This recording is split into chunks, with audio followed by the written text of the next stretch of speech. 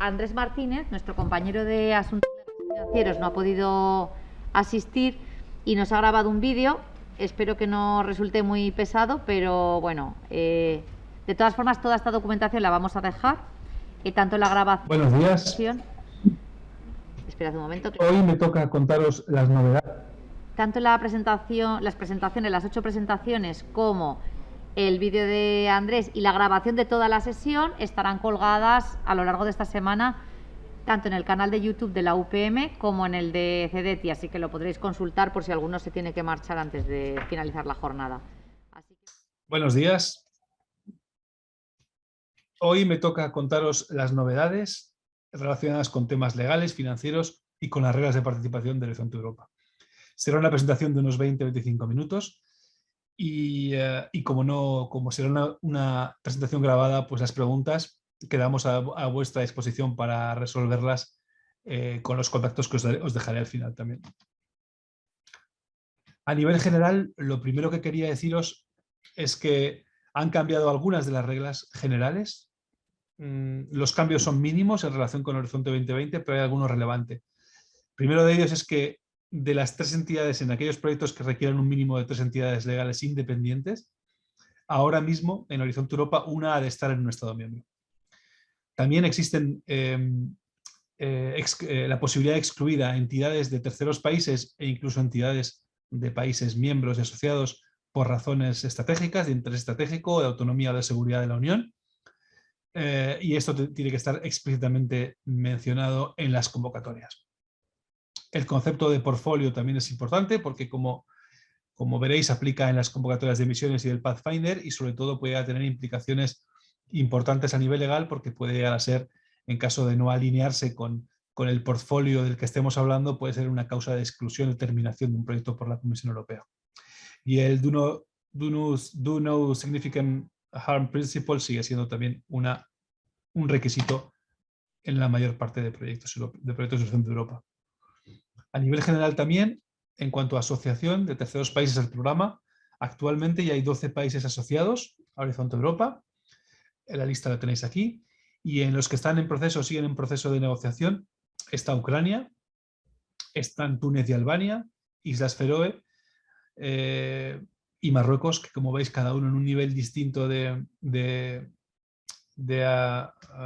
desarrollo de la negociación, pero siguen pendientes de firmarla y de implementarla o de que entre en vigor dicha asociación.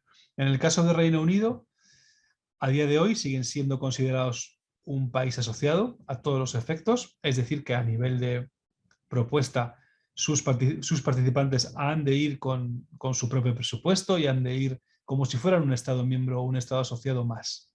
¿Okay?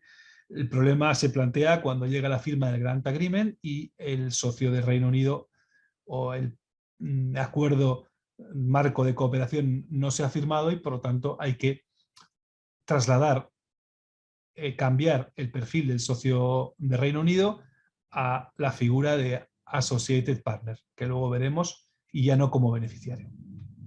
Y si son coordinadores, pues cambiarlos porque no pueden hacer la coordinación.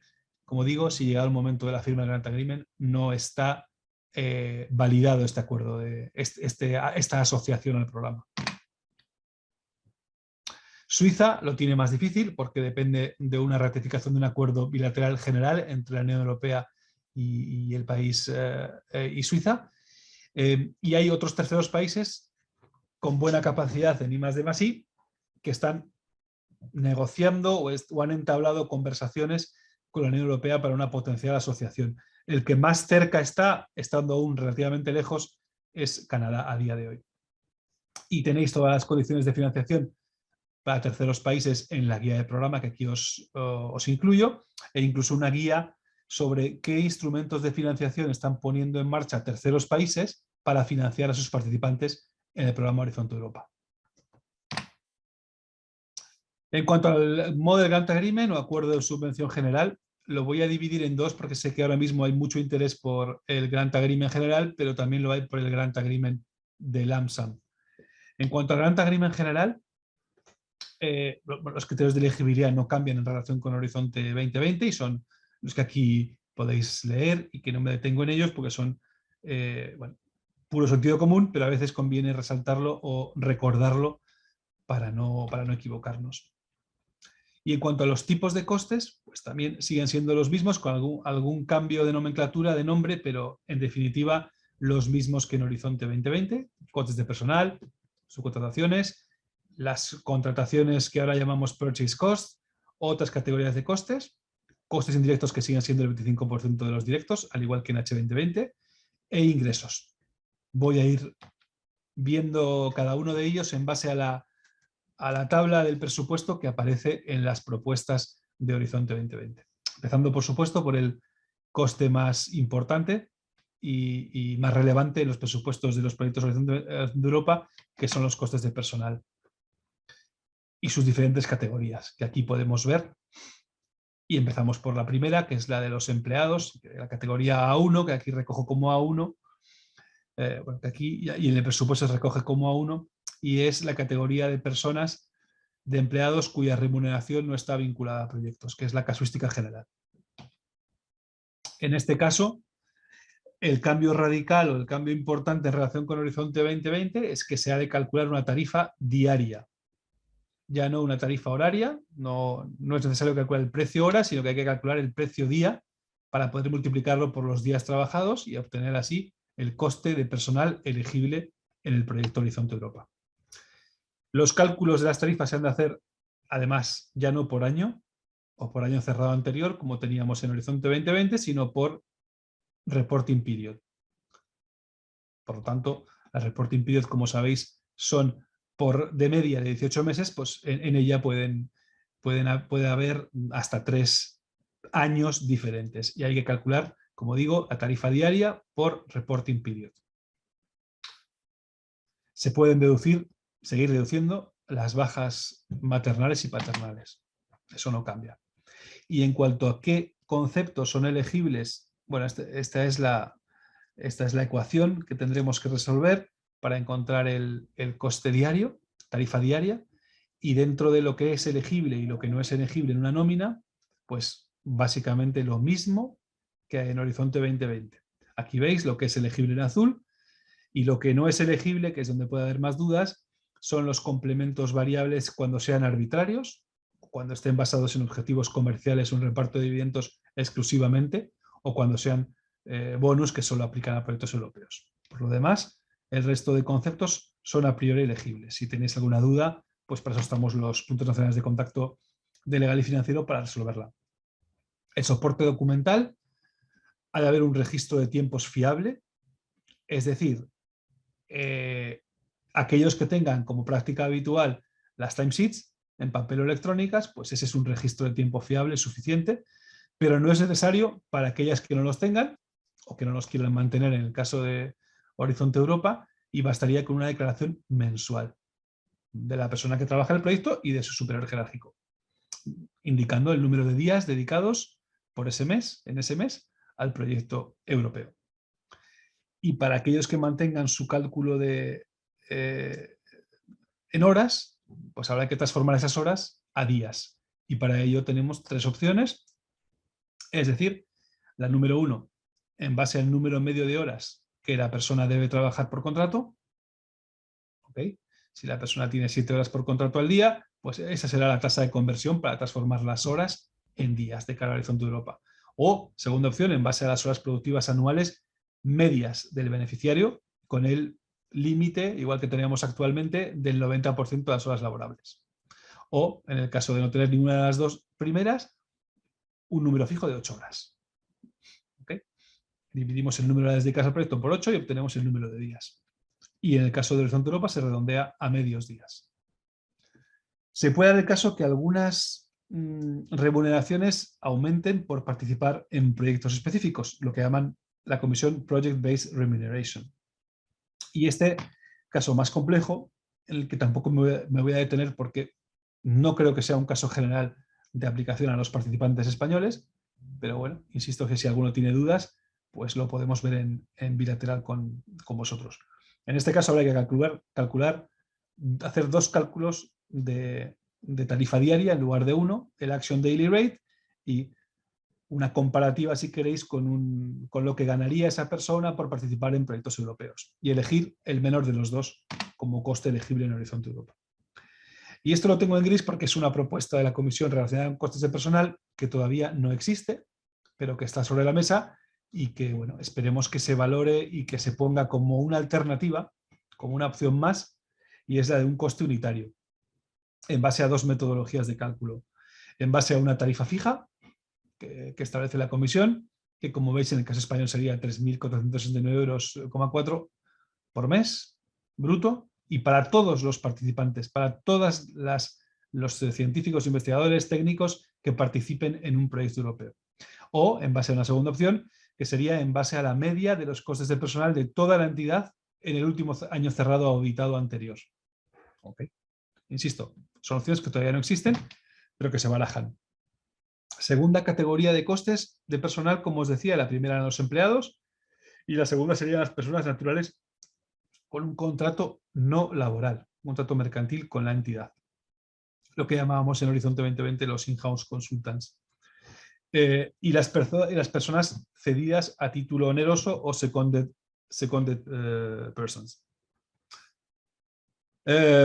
Figura que responde o que reemplaza más bien a lo que conocíamos en Horizonte Europa, en Horizonte 2020 como in-kind contributions against payment, en el caso de que fueran personal. Sus costes reales son elegibles siempre que trabajen en condiciones similares a las de un empleado, el resultado del trabajo pertenezca al beneficiario y su remuneración sea similar por realizar tareas similares a la de un empleado. Asimismo, los dueños de pymes y las personas naturales que no tienen un salario, dueños de pymes que tampoco tengan una nómina como tal, pueden imputar un coste unitario, que en el caso de Horizonte Europa y para las convocatorias 21-22 es de 257,67 € por día. Segunda de las partidas, la partida de subcontratación. Aquí no hay grandes cambios en relación con Horizonte 2020, de hecho no hay prácticamente ningún cambio. No computan para los costes indirectos, como es obvio. Se puede incluir el precio total, incluido el margen de beneficio que tenga el subcontratista. Hay que incluirlas en la propuesta y hay que incluir su presupuesto también en el anexo 2 de la propuesta, en la tabla esta de presupuesto. Y por supuesto respetar siempre mejor relación calidad-precio y no conflicto de intereses. En eso tanto en las subcontrataciones como en las contrataciones o purchase costs que vamos a ver ahora mismo. Dentro de esta categoría de purchase cost tenemos los viajes. Aquí tampoco hay grandes cambios, ninguno. Prácticas habituales de la entidad y mantener los justificativos de los mismos. Equipamientos. Aquí sé que hay una simplificación a mi juicio y es que la amortización será siempre la regla general. La amortización en base al uso para el proyecto europeo. Pero excepcionalmente, si la convocatoria lo dice de manera explícita, se podrán imputar los costes totales de adquisición y de desarrollo de activos en construcción, lo que llamamos aquí prototipos. Pero insisto, siempre que lo diga la convocatoria. Si no, la regla general es la amortización. Y la convocatoria puede también indicar una combinación de las dos opciones. En cuanto a otros bienes, trabajos y servicios, aquí son contrataciones de tareas que no son tareas del proyecto como tales, pero que son necesarias para llevar a cabo el proyecto. Lo mismo que en las subcontrataciones, muy importante respetar los principios de best value for money y evitar conflicto de intereses. Y aquí como ejemplos, algunos de los ejemplos pues son desde los costes de auditar, o sea, los costes del auditor cuando tenemos que presentar costes auditados, en traducciones, costes de gastos de diseminación y difusión, consumibles, gastos de IPR y otro tipo de costes que son tareas asociadas al proyecto, pero que no son tareas científico-tecnológicas, si queréis, del mismo, recogidas como tales en el anexo 1. Y otras categorías de costes, aquí tenemos varias, desde el Financial Support Third Parties o financiación en cascada, con sus reglas individuales. La segunda serían las facturas internas, y esta es la novedad aquí en relación con Horizonte 2020, es que se admite incorporar facturas internas de esos bienes, servicios producidos o prestados dentro de una organización directamente, que están tarifados. En ese caso se admite incluir su coste incluyendo los costes indirectos siempre que estos sean reales e identificables fehacientemente. Aquí hablamos de proxies, de key drivers o incluso allocations keys que podrían determinar qué coste indirecto va asociado a ese bien o servicio que se está facturando internamente. Y como es lógico, al poder incluir costes indirectos reales, pues esta partida ya no computa para los costes indirectos totales del 25%, que son los que aquí indico y que siguen siendo los mismos que en Horizonte 2020. Bueno, aquí tenemos las siguientes columnas que ya conocéis, porque son los costes totales, el porcentaje de financiación, el máximo de contribución UE y el máximo de contribución requerida o demandada por el participante, que suele ser el mismo. Y en cuanto a novedades, aquí tenemos unas columnas que no estaban en Horizonte 2020 y que son fruto también de esta unificación, si queréis, de los Grant Agreement para los programas, diferentes programas de la Unión Europea, porque como sabéis, este Grant Agreement general es de aplicación corporativa, es decir, que aplica no solo a Horizonte Europa, sino que aplica también a otros programas, pues como puede ser LIFE o como puede ser el Digital Europe Program, etc. Aquí lo que la Comisión nos pide es que definamos los ingresos generados por la acción, si es que lo sabemos, y otras fuentes de financiación para aquellas entidades o para completar, en el caso de que la Comisión no financie el 100%, completar la financiación hasta el 100% del proyecto, que pueden ser contribuciones financieras de terceros o recursos propios. En cuanto a ingresos, también es relevante, desaparece completamente la figura de ingresos para las entidades sin ánimo de lucro. ¿Okay? Y tampoco se consideran ingresos las cesiones de recursos sin contraprestación in-kind contributions free of charge, aunque se hacían específicamente para el proyecto. Y por supuesto los ingresos generados por la explotación de resultados no son ingresos nunca igual que eran H2020. Y aquí, bueno, lo que os acabo de explicar, las otras fuentes de financiación que habrá que incluir en el caso de que no se llegue al 100% de financiación europea. Y en cuanto al Model Grant Agreement del LAMSAM, que también es relevante en este caso porque cada vez va a haber más convocatorias, aquí se amplía el tamaño de las propuestas a 70 páginas, como tema práctico creo que es importante. Se divide en las tareas por Work Package, y el Work Package es la unidad que va a definir el pago, o sea que es muy importante establecer una división por Work Package coherente y que responda a las necesidades del proyecto. Habrá que adaptar, obviamente, la gobernanza y los mecanismos de control y de seguimiento. Habrá que hacer un mayor análisis del riesgo, porque sí que hay cierto riesgo entre los participantes en un Work Package, por ejemplo, porque puede ser el caso que algunos terminen sus labores y otros no, y el Work Package a priori no se paga más que cuando está completado al 100%. Y algunos detalles más que aquí os dejo para vuestra consideración, como adaptar la liquidez, etc. Dos modelos, uno definido por la comisión y otro que tiene que definir el propio participante en la propuesta. Hablamos del presupuesto, del precio, digamos, si queréis llamarlo de alguna forma, el precio del LAMSAM.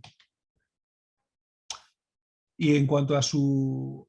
directamente si nos vamos a la propuesta, al template de la propuesta del LAMSAM, bueno, pues aquí vemos que las propuestas deben proporcionar un desglose del presupuesto del LAMSAM por Work Package, como os decía antes. Y cada uno de los Work Packages con las partes asignadas a cada participante, affiliated entity, associated partner, el que sea. Y el pago vinculado, como también os comentaba, a la finalización. ¿Qué es un Work Package? Pues bueno, aquí os lo dejo. No es una tarea, es evidente que tampoco va a ser un Work Package como los que tenemos al uso actualmente, y los Work Packages transversales se acepta que se distribuyan entre los diferentes periodos de reporting para ir cobrando a medida que se van cumpliendo las acciones. Y lo más relevante a mi juicio es que ahora la Comisión en este tipo de proyectos os pide un cuadro de presupuesto más detallado aún. Es una tabla Excel, que aquí, bueno, este sería el presupuesto general, que aquí no cambia nada en relación con el presupuesto general de un proyecto normal, pero sí que a nivel de Work Package os pide un detalle mucho más fino de los diferentes costes. Por ejemplo, si nos vamos al primero, en costes de personal, pues vemos que nos pide diferenciar entre tipo de científicos junior, senior, técnico, etc. Así que más trabajo a nivel de propuesta, sin duda. Lo importante aquí, lo más relevante aquí es que una vez realizada la propuesta, donde hay más carga administrativa seguramente, a partir de ahí nos podemos olvidar de lo que son los costes y nos tenemos que centrar en las tareas, en llevar a cabo las tareas adecuadamente, tal y como se han descrito en el anexo 1. ¿Okay? Los pagos tienen un calendario similar a un proyecto normal, con la diferencia de que los Work Packages se pagan por Work Package finalizado. Aunque es verdad que al final del proyecto, si la comisión considera que ha habido Work Package no finalizado del todo, pero que ha habido 3 de los 4 socios que han hecho sus tareas al 100%, pues puede llegar a pagar esa parte del Work Package que se ha realizado. Y las revisiones, auditorías, bueno, pues hasta la fecha no ha habido auditorías de proyectos lump sum, de los pilotos del 2018, pero aquí, como una vez más, centrarnos en guardar la documentación, la justificación de que las tareas se han llevado a cabo, no tanto de que los costes se han incurrido. ¿Y qué nos espera a futuro? Bueno, pues un aumento moderado de las lump sum en las convocatorias de la segunda y tercera parte de este año 2022 hasta 24 de las convocatorias van a ir vía lump sum y un aumento muy relevante en las convocatorias 23 y 24. Etapas siguientes, bueno, ¿qué os puede ser útil para las lump sum? Bueno, hay una guía rápida, al final os incluiré el link a toda esta documentación, una guía completa que está en elaboración y que espero se publique en breve, probablemente en mayo, y un evento que organiza la Comisión Abierta a todo el mundo el 19 de mayo sobre lump sum, para quien esté interesado o quien tenga alguna lump sum en sus convocatorias. No sé, disculpadme si en este Work Program de seguridad hay alguna, pero en cualquier caso creo que es relevante de cara al 23, donde sí las habrá seguro en prácticamente todas las convocatorias. A nivel de participantes, bueno, las tipologías de participantes, ya veis que en el presupuesto hay que meterlas diferenciadamente. También veis que los participantes, beneficiarios y affiliated entities tienen que meter sus presupuestos detallados en cada una de las columnas y en cada una de las partidas. En cuanto a Associated Partner, lo único que se nos pide es meter el presupuesto general, porque es un socio que no va a financiar la Unión Europea, insisto, en la partida, en la columna que corresponda, si son contribuciones financieras de un tercero, de un estado tercero que les financia, pues por ejemplo Suiza, donde su estado financia a los participantes suizos, lo meterían en Financial Contributions, y si fueran recursos propios, pues lo meterían en Own Resources. Y el tipo de entidades, pues las entidades afiliadas es algo muy similar a lo que tenemos hoy denominado en Horizonte 2020 Link Third Parties, donde hay un vínculo económico legal que no se limita al proyecto europeo y tienen prácticamente el mismo trato que un socio, siempre que sabiendo que al final que la responsabilidad final es del beneficiario que las incluye. Y la figura más nueva y seguramente más compleja es la de Associated Partner. Son entidades que no reciben financiación europea y que están vinculadas a uno, a varios o a todo el consorcio. Se han de incluir sus tareas porque realizan tareas del proyecto sin límite específico en el apartado 3b de la parte B de la propuesta. No firman grant agreement ni reciben financiación, pero es importante asumir que al realizar tareas en el proyecto, el socio, socios o consorcio que los incorpore tiene que contemplar su participación, sus derechos de acceso, sus derechos y obligaciones en definitiva, en un acuerdo bilateral, a varias bandas o en el propio acuerdo de consorcio, que puede ser lo más seguro seguramente para los participantes. No sé si será operativo, pero esa es la recomendación a día de hoy. Las cesiones de recursos contra pago desaparecen. Como os decía, si es personal lo que se cede, hay que irse a los requisitos del Seconded Personnel, A3 en el Grant Agreement. Y las contribuciones gratuitas se mantienen y se declaran como costes directos, desapareciendo la distinción entre si es dentro de las instalaciones o fuera de las instalaciones del beneficiario.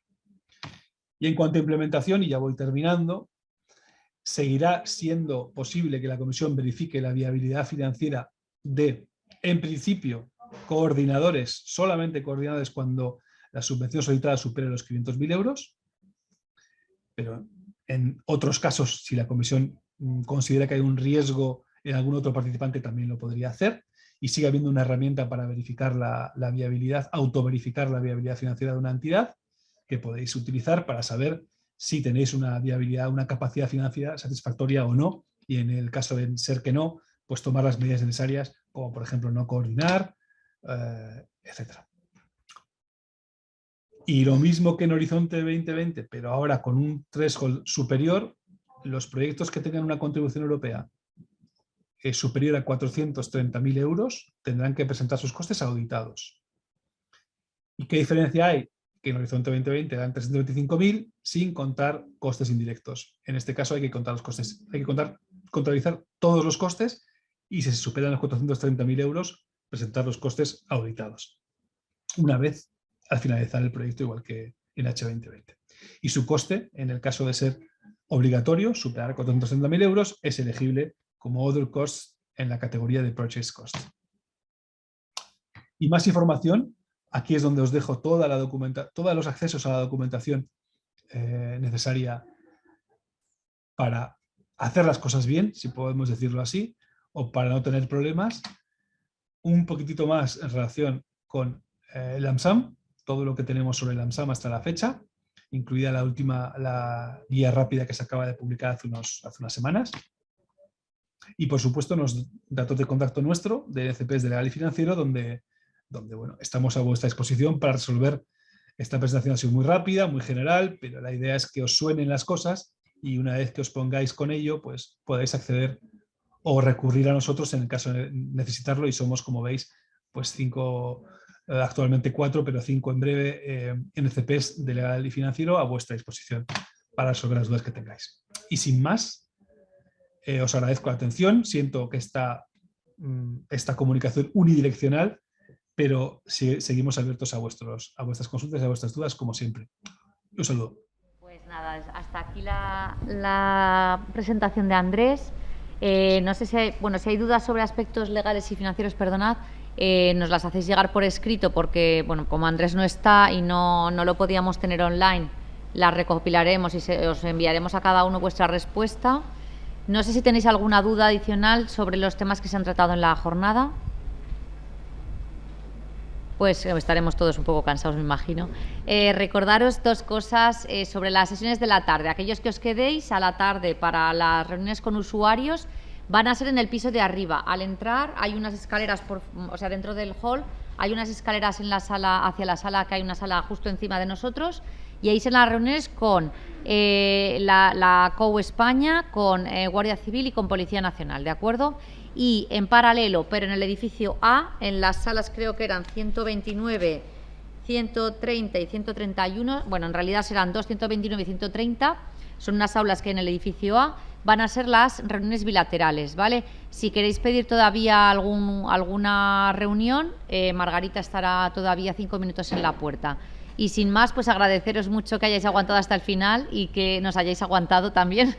Así que nada, os esperamos en próximas jornadas, y toda la documentación la colgaremos en los próximos días. Muchas gracias.